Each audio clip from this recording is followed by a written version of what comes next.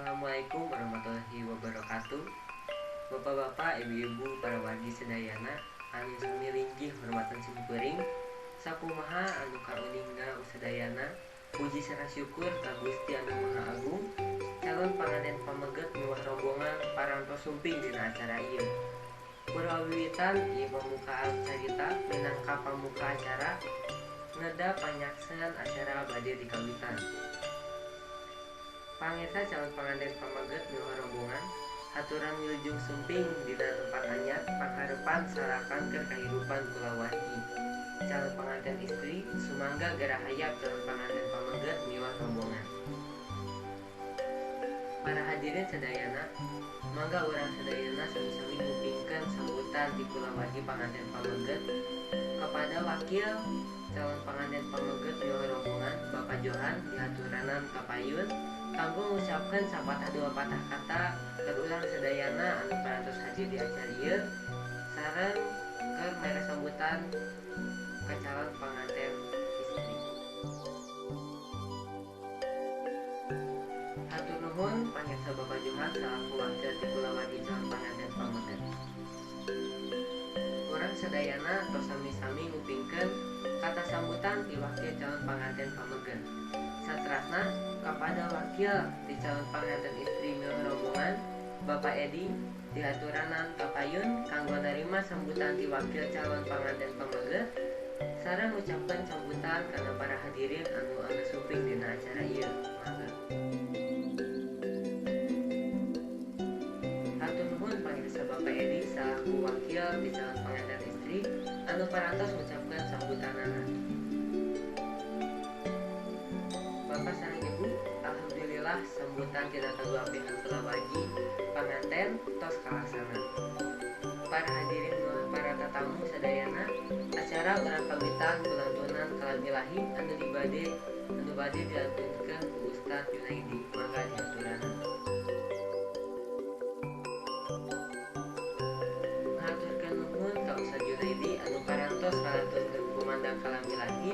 Mudah-mudahan ageng manfaatna kanggo numaoskeun khususna ka urang sadayana anu sami-sami ngupingkeun. Amin. Bapak sareng Ibu sadayana, puji syukur maksud di calon panganten pameget atos kalaksana.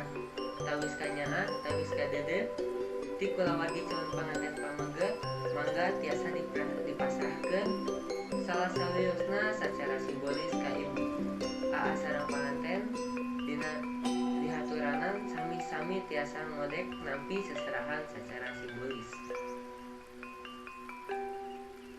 Puji syukur kalayan ridho kamingah nyanggakeun sareng masrahkeun tawis kanyaah ti kulawargi calon panganten pameget ka calon panganten istri Neng Tia mugira bermanfaat. Bapak Ibu sadayana, satu acan kana pokok akad nikah periogi uninga rukun nikah teh aya 5. Nyaeta hiji calon panganten pameget, kadua calon panganten istri, katilu wali, kaopat saksi, nu kalima ijab sareng qabul. Pakaitna tali asih Neng Tia sareng Cekdani janji urang pastikeun nyaksikeun di para wargi sadayana. Mangga rukun nikah nu kahiji calon panganten pameget Cekdani mangga tiasa linggih dina kursi payun anu parantos disayunkeun. Anu kadua mangga calon panganten istri Neng Tia linggih ka kursi payun. Salajengna wali nikah Bapak ti Neng Tia mangga dihaturanan. Patugas KUA Bapak Aep sumangga, saksi di calon panganten pameget Ibu Nindi sareng saksi di calon panganten istri Ibu Leni dihaturanan.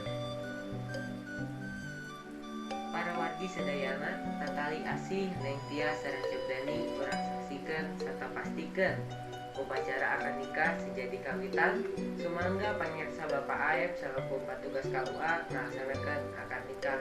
Mangga.